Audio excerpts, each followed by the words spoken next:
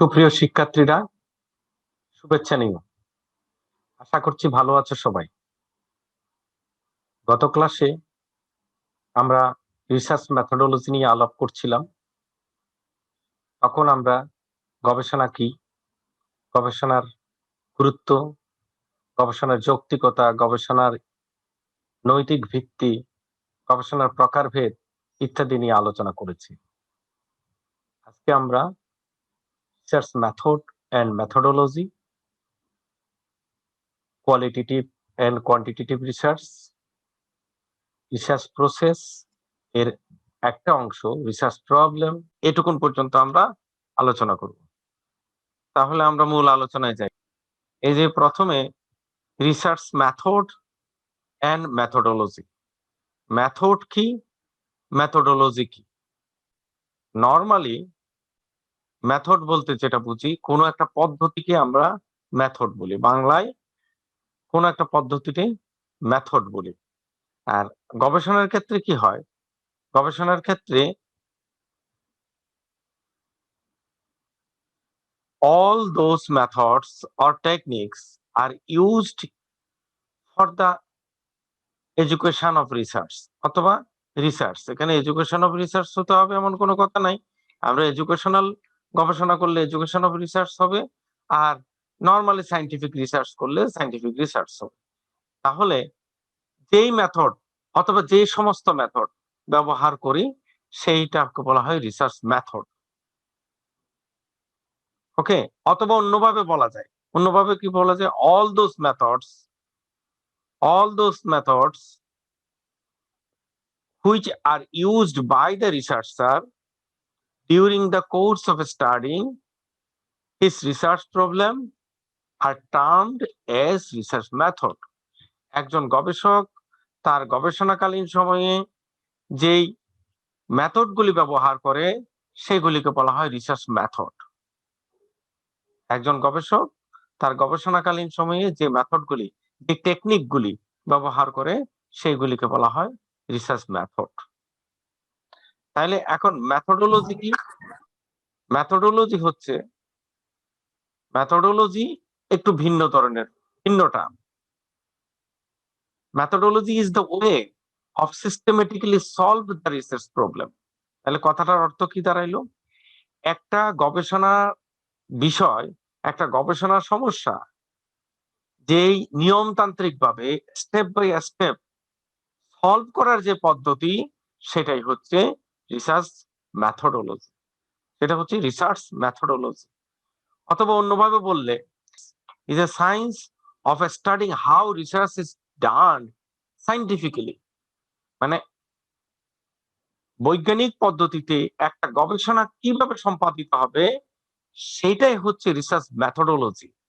আর ওই মেথোডোলজির মধ্যে ব্যবহৃত যে কোনো টেকনিককে বলা হবে রিসার্চ মেথড। এই কথাটা বুঝতে পেরেছো? জি স্যার। আচ্ছা, এখন আরেকটু যদি আমরা ব্যাখ্যা করি, research methodology has many dimension and research method do constitute is a part of a research methodology. এই যে একটু আগে আমি যেটা বললাম, রিসার্চ মেথোডোলজি একটা বিশাল বিষয়। এটা শুরু থেকে শেষ পর্যন্ত একটা একটা প্রসেস। একটা গবেষণা কিভাবে শুরু হবে, সেখান থেকে কোথায় গিয়ে শেষ হবে, সেই পুরোটা হচ্ছে একটা মেথোডোলজি। আর এর মধ্যে ব্যবহৃত যে কোনো যে কোনো টেকনিককে বলা হবে রিসার্চ মেথড। এই জায়গায় আমরা এই পয়েন্টটা দেখলে আমরা আর ভালোভাবে বুঝে যাব। When we talk of research methodology, we not only talk of research methods but also consider the logic behind the methods we use in the context of our research study and explain why we are using a particular method and technique and why we are not using other, so that research results are capable of being evaluated either by researcher himself or by others.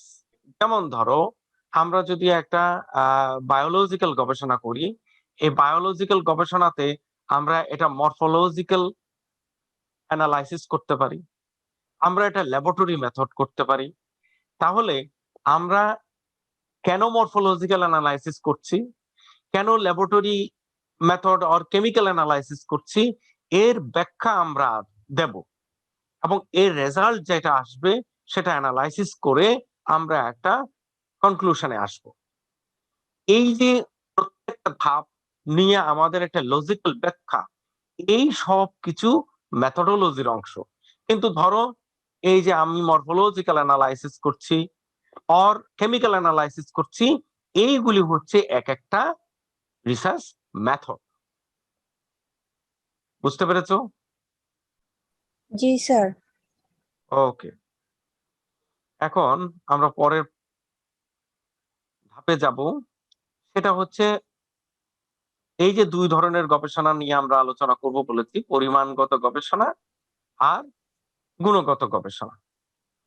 পরিমাণগত গবেষণা বা quantitative research. পরিমাণগত গবেষণা কি?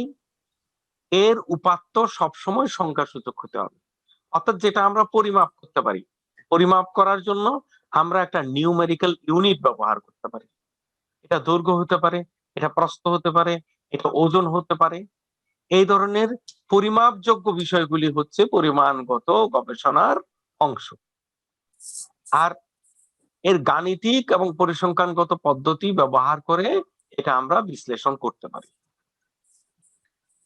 এখন ধরো আমি যদি উদাহরণ দিই যে আমাদের চট্টগ্রাম কলেজে যেই শিক্ষার্থীরা অধ্যয়ন করে তাদের পরিবারের আর্থিক অবস্থা কি রকম, এটার উপর যদি আমরা একটা গবেষণা চালাই, তাহলে আমরা যে প্রশ্নগুলো সেট করব, সেই প্রশ্নগুলির উত্তর যেটা আসবে সেটা অবশ্যই একটা সংখ্যাগত বিষয় হবে।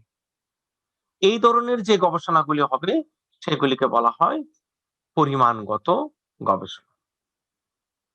তাহলে গুণগত গবেষণা কি?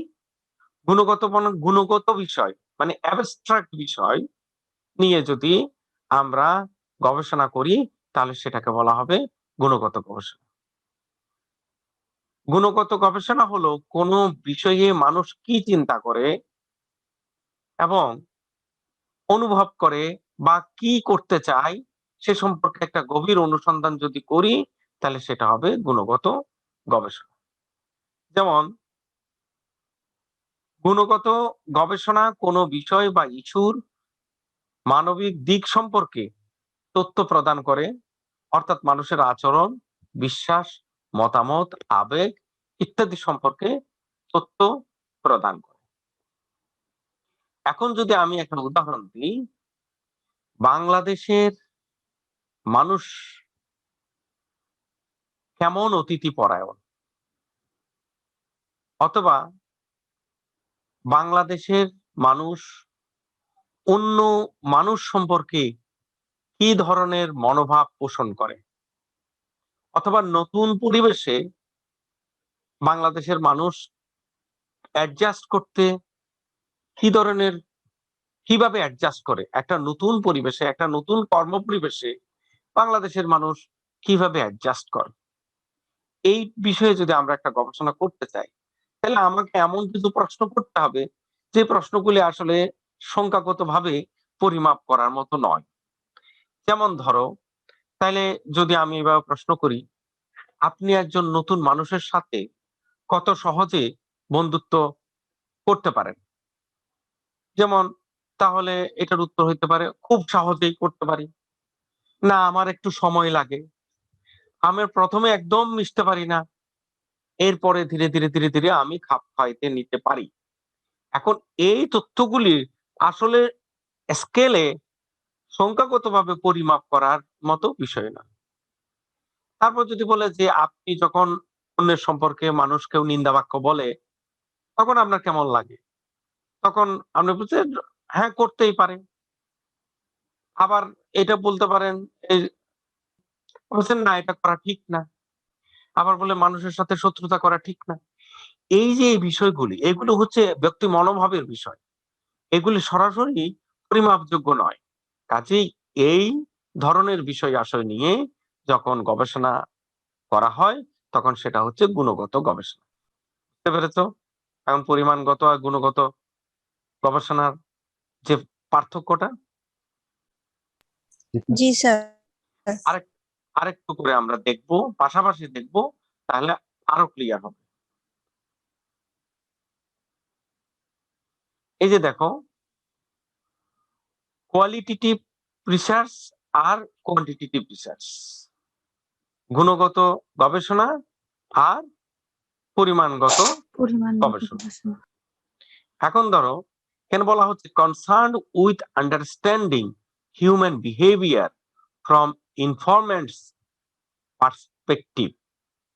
মানে কি, ইনফরমেন্ট পার্সপেক্টিভ মানে যার কাছ থেকে আমরা তথ্যটা সংগ্রহ করছি, সে কিভাবে মনোভাব পোষণ করে, তার আচরণগত দিকটা কি, সেটার উপর নির্ভর করছে qualitative analysis or qualitative research concerned with discovering facts with social phenomenon। এখানে সমাজের সোশ্যাল ফিনোমেনন বলা হয়েছে। আমরা সায়েন্টিফিক রিসার্চ করলে সায়েন্টিফিক ফিনোমেনন হবে। একটা প্রাকৃতিক ঘটনা কি ঘটে সেটা ফ্যাক্ট, মানে ঘটনাটা ডিসকভার করলে, সে ঘটনাটার আদ্যপান্ত অ্যানালাইসিস করলে আমরা যে তথ্যটা পাবো সেটা হচ্ছে quantitative analysis or quantitative research. Assume a dynamic and negotiated reality। এখন তুমি কিভাবে গবেষণাটা পরিচালনা করবা কোয়ালিটেটিভ গবেষণায়, তোমার কোশ্চেনের উপর, তোমার প্রশ্নের উপর নির্ভর করছে যে একটা মানুষের মনোভাব তুমি কতটুকু বের করতে পারবা। কিন্তু এই কোয়ান্টিটেটিভ গবেষণার ক্ষেত্রে কিছু ফিক্সড মেজারেবল দিক আছে। যে ধরো তুমি আলু উৎপাদনের উপর একটা গবেষণা করতো, ধান উৎপাদনের উপর গবেষণা করতো, একর প্রতি ফলন কত, কি সার ব্যবহার করেছিলা, সারের পরিমাণ কত, এবং কতটুকুন জায়গাতে তুমি এই গবেষণা কার্যক্রম চালনা করেছিলা, এইগুলি সবগুলি মেজারেবল পয়েন্ট এবং এগুলি নির্দিষ্ট ক্রাইটেরিয়া আছে। এই ক্রাইটেরিয়ার বাইরে কিন্তু তুমি বা আমি কেউ যেতে পারবো না। তারপর কি, কোয়ালিটেটিভ গবেষণার ক্ষেত্রে data collected through participant observation and interviews. যারা এই গবেষণায় অংশগ্রহণ করবে তাদের ইন্টারভিউ নিয়ে, তাদের মতামত নিয়ে আমরা ডাটা পাই।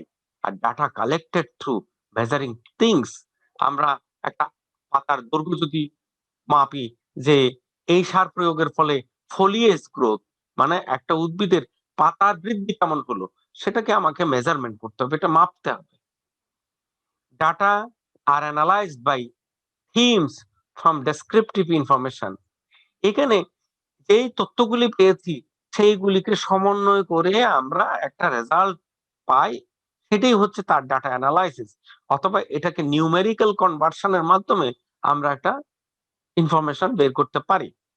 কিন্তু কোয়ান্টিটেটিভ অ্যানালাইসিস এর ক্ষেত্রে আর কোয়ান্টিটেটিভ ডাটার রিসার্চের ক্ষেত্রে data analyse through numerical comprise statistical method. বিভিন্ন ধরনের স্ট্যাটিস্টিক্যাল মেথড আছে। যেমন ধরো সমাজবিজ্ঞান গবেষণার ক্ষেত্রে এসপিএসএস বলে একটা ডাটা মেথড আছে, যে সেটা দিয়ে ডাটা অ্যানালাইসিস করা যায়। আমরা কৃষি বিজ্ঞানের ক্ষেত্রে আমরা এমএসস্ট্যাট, ইরিস্ট্যাট, এই ধরনের অনেকগুলি অ্যানালাইজিং সিস্টেম আছে, অনেকগুলি সফটওয়্যার আছে যেগুলি ওই পরিসংখ্যানিক ভিত্তিতে ডাটা অ্যানালাইসিস করতে পারে। Data reported in language in information of informant. এখন কোয়ালিটেটিভ গবেষণার ক্ষেত্রে ডাটাটা আসলে একটা ডেসক্রিপটিভ ল্যাঙ্গুয়েজ হিসেবে, ভাষা হিসেবে পাই। কিন্তু কোয়ান্টিটেটিভ ডাটার ক্ষেত্রে আমরা সরাসরি স্ট্যাটিস্টিক্যাল অ্যানালাইজেবল ডাটা পেয়ে থাকি। এই হচ্ছে কোয়ান্টিটেটিভ গবেষণা আর কোয়ালিটেটিভ গবেষণার মধ্যে পার্থক্য, মূল পার্থক্য। বুঝতে পেরেছো? জি স্যার। জি স্যার। ওকে, তাহলে আমরা এখন দেখবো একটা গবেষণা আসলে কিভাবে পরিচালিত হয়। এই ফ্লো চার্টটা দেখো, যে প্রথমে আমি যে বিষয়টা নিয়ে গবেষণা করব সেই বিষয়টা নিয়ে একটা রিসার্চ প্রবলেম বলি আমরা। রিসার্চ প্রবলেম খাড়া করতে হবে। মানে আমার গবেষণা, আমি কেন গবেষণা করব, কি জিনিস, কি সত্য আমি বের করে আনতে চাই। তাহলে গবেষণা আমরা কখন করি? আমরা যখন কোনো বিষয়ে কোনো প্রকৃত তথ্য উদ্ঘাটন করতে চাই, এর ভিতরে কি সত্য নিহিত আছে সেটা বের করতে চাই, তখন আমরা গবেষণা করি। তাহলে এই যে কি সত্য আমরা বের করতে চাই, সেটা হচ্ছে আমাদের রিসার্চ প্রবলেম। তারপর কি করতে হবে? এই প্রবলেম বেসড পূর্বে কোনো গবেষণা হয়েছে কিনা সেটা নিয়ে আমরা তথ্য যাচাই বাছাই করব। সেটাকে বলা হয় review of literature. Review of literature, review concept and theories, review previous research and findings, এটা হচ্ছে দ্বিতীয় ধাপ। তাহলে আমি গবেষণার প্রবলেম নির্ণয় করলাম, তারপর সেটার উপর পূর্বে গবেষণা হয়েছে কিনা, এটার কি থিওরি আছে সেগুলি বের করলাম, সেটাকে বলা হচ্ছে রিভিউ অফ লিটারেচার। এটা হচ্ছে দ্বিতীয় ধাপের কাজ আমার গেল। এবার তৃতীয় ধাপ হচ্ছে আমার একটা হাইপোথিসিস দাঁড়া করাতে হবে, হাইপোথিসিস ফর্মুলেট করতে হবে। হাইপোথিসিস ফর্মুলেট করা মানে কি? একটা একটা আনুমানিক ধারণা নিতে হবে, একটা প্রেডিকশন নিতে হবে। এই ঘটনাটা সলভ করলে কি কি সম্ভাব্য, কি কি সলিউশন আসতে পারে, সেটাকে বলা হচ্ছে হাইপোথিসিস। এখন এই প্রবলেমটা, এই হাইপোথিসিসটা, আমি যে আনুমানিক কিছু ধারণা নিলাম এটা এই সলিউশন আসতে পারে, আসলে সলিউশনটা আসে কিনা সেটা চেক করার জন্য, সেটা এক্সপেরিমেন্ট করার জন্য আমাকে কিছু ডিজাইন করতে হবে। এটা হচ্ছে এক্সপেরিমেন্টাল রিসার্চ ডিজাইন। মানে আমাকে এক্সপেরিমেন্টটা কিভাবে করব সেটা একটা নকশা করতে হবে, সেটাকে বলা হচ্ছে ডিজাইন রিসার্চ অথবা এক্সপেরিমেন্টাল ডিজাইন।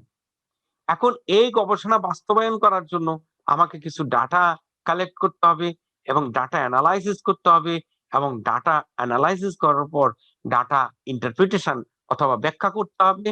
তারপর আমরা একটা সিদ্ধান্তে আসতে পারবো। এখন এর মাঝখানে একটা কথা আছে, এই যে তোমরা দেখো এফএফ আর এফএফ, এই যে এফএফ এফ আর এখানে দেখো এফ, তার মানে কি? ফিডব্যাক। এই যে ডাটা অ্যানালাইসিস করার পর আমরা এই ডাটা আমার গবেষণার সাথে ফিট করছে কিনা, এইটা তুল্য তুলনা তুল্যমূল্য বিচার করাটা হচ্ছে ফিডব্যাক। আর যদি দেখা যায় আমি যেই এক্সপেরিমেন্টটা করেছি, যেই ডাটা দিয়ে সেটা মিলছে না, তখন আমাকে পুরো কাজটা আবার নতুন করে শুরু করা লাগবে, সেটা হচ্ছে এফএফ, ফিড ফরওয়ার্ড। এই হচ্ছে আমার একটা গবেষণার প্রসেস, অথবা আমি যদি বলি মেথোডোলজি। প্রথমে রিসার্চ প্রবলেম, তারপর হচ্ছে রিভিউ অফ লিটারেচার, তারপর হচ্ছে হাইপোথিসিস দ্বারা করতে হবে, তারপর গবেষণা ডিজাইন করতে হবে, তারপর ডাটা কালেক্ট করতে হবে, তারপর ডাটা অ্যানালাইসিস করতে হবে, তারপর ডাটা ইন্টারপ্রিটেশন করে একটা রিপোর্ট তৈরি করতে হবে। এইটা হচ্ছে, এই পুরো কাজটা একটা গবেষণা কর্ম হিসাবে স্বীকৃতি পাবে। এটুকুন বুঝেছো কিনা? এই যে একটা গবেষণা কিভাবে হয় সেটার ফ্লো চার্ট, এই জিনিসটা একটা ক্লিয়ার ধারণা থাকতে হবে। একদম ক্লিয়ার? জি স্যার। জি স্যার। ওকে, তাহলে এবার আমরা রিসার্চ প্রবলেম, ছবিটা দেখো, ছবিটা দেখলে তুমি কিছুটা একটা ধারণা পাবা। অর্থাৎ এই যে গবেষক, সে একটা জিনিস নিয়ে চিন্তা করছে, এবং এই যে চিন্তা করাটা কি বিষয়ে তার গবেষণা হবে, এই গবেষণাটা ফিজিবল কিনা, এই গবেষণাটা বাস্তবায়ন করা যাবে কিনা, বাস্তবায়ন করতে গেলে কেমন টাকা পয়সা খরচ হতে পারে, এবং এটা কত সময়ের মধ্যে এটা করা যেতে পারে, এটা দ্বারা কোনো আউটপুট আসবে কিনা, এটা সমাজের কোনো কাজে লাগবে কিনা, এই সব কিছু একই সাথে একটা ব্রড লাইনে নিয়ে আসা কে বলা হয় রিসার্চ ফাইন্ডিং, রিসার্চ প্রবলেম। অর্থাৎ গবেষণার বিষয়বস্তু, গবেষণার বিষয়বস্তু চিহ্নিত করা। ইংরেজিতে যেটা রিসার্চ প্রবলেম বলি, বাংলায় আমরা গবেষণার সমস্যা এইভাবে না বলে আমরা গবেষণার বিষয়বস্তু বলতে পারি।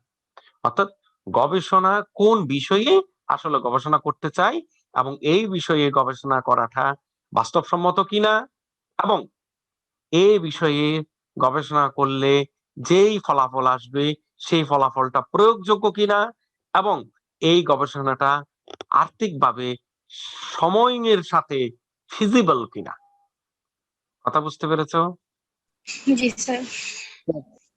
আচ্ছা, তাহলে আমরা যদি ডেফিনিশন জানতে চাই, গবেষণা প্রবলেম বা রিসার্চ প্রবলেম বলতে কি বোঝায়, তাহলে উত্তর যদি হয়, a research problem is a question that a researcher wants to answer or a problem that a researcher wants to solve.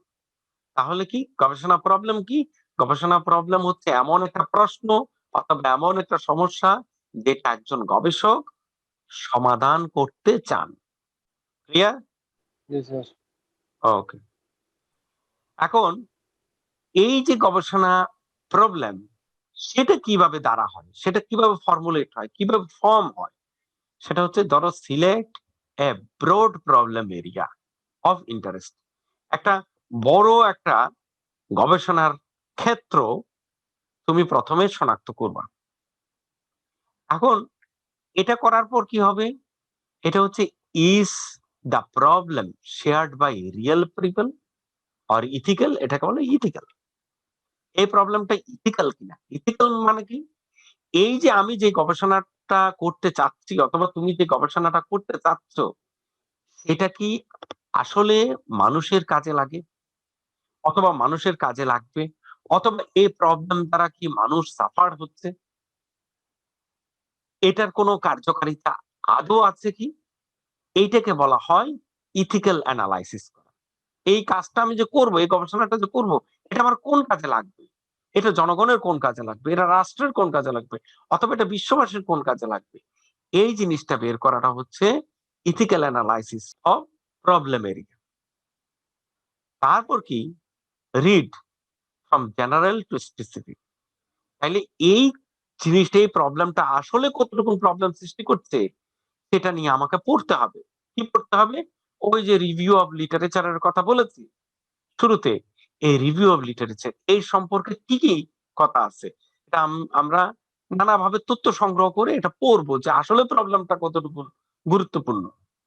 তারপর যদি আমি বুঝি এটা ইথিক্যাল যুক্তি আছে, এটা ইথিক্যাল ভ্যালু আছে, এই প্রবলেম গবেষণা করাটা যৌক্তিক, তখন আমরা এইটাকে একটা ফ্রেমে দাঁড়া করানোর চেষ্টা করব।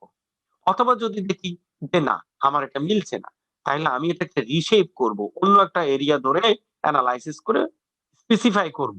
তখন সেটা হচ্ছে এই যে read from general to specific, reformulate specificity and clarity. আমি একদম সুনির্দিষ্ট করব আমার প্রবলেমটা কোথায়, এবং সেইটা ধরে আমি একটা স্পেসিফিক প্রবলেম দাঁড়া করাবো, and write out final working problem. এইভাবে আমার একটা ফাইনাল গবেষণার বিষয়বস্তু দাঁড়া হয়ে যাবে।